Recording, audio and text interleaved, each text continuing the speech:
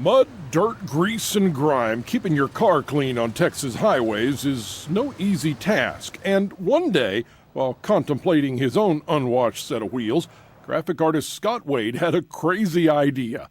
He'd need a lot more dirt and a lot more dust. He'd need a little help from the back roads.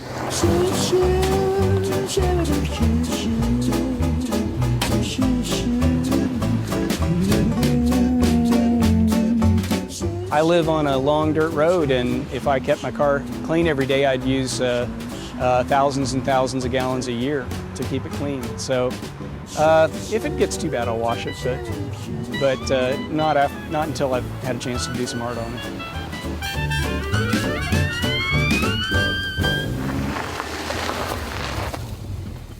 After a few dozen miles of road, Scott's car goes from dirty to absolutely filthy, just the way he likes it. Now with the caliche-covered canvas prepared, Scott prepares to get his hands dirty to summon incredible images out of the dust.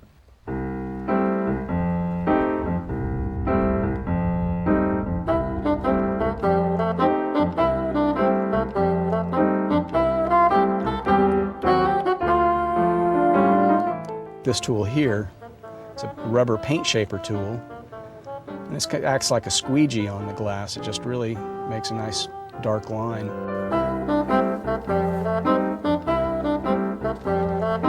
It's much like any other kind of drawing, or in some cases painting. It can be a fine art, it can be illustrational, it can be, you can do impressionistic work, you can do anything with this medium that you could with charcoal and paper, pretty much. It's just a process of removing the dust rather than adding it, And so you're taking away what's white instead of adding what's black. But other than that, it's very similar. Some strokes reveal broad channels of shadow, others leave fine lines and shaded detail. His medium may be dirt, but Scott's impressive imagination routinely creates masterpieces from mud.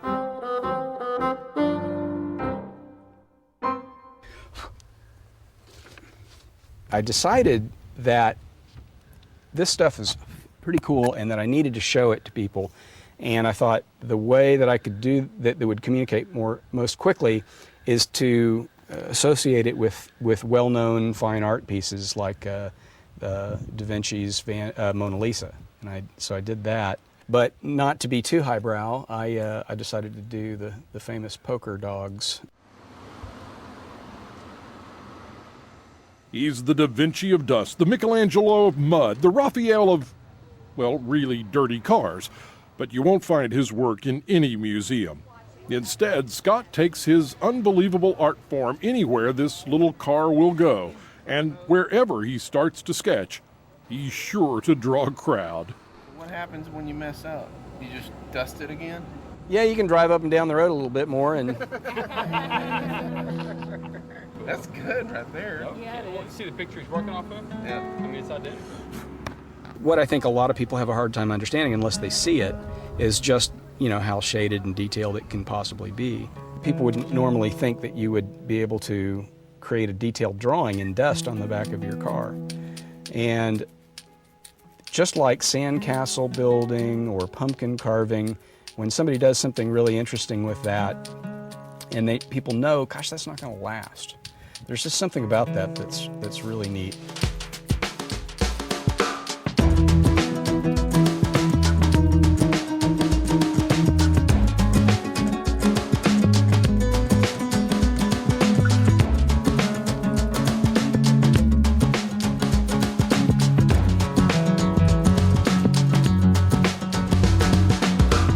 On a sunny day in the hill country, Scott Wade's work serves as a source of amusement and amazement. But sooner or later, the skies will darken with rain and his wonderful work will wash away. Scott says that's just the way it goes in a world where nothing lasts forever, and every thunderstorm reveals a blank canvas.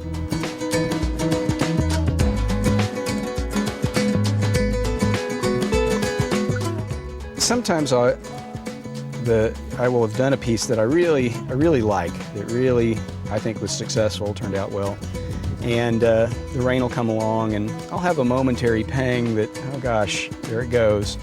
But it doesn't last long, and that's the way all of life is. It's all changing on us. It isn't going to stay the same.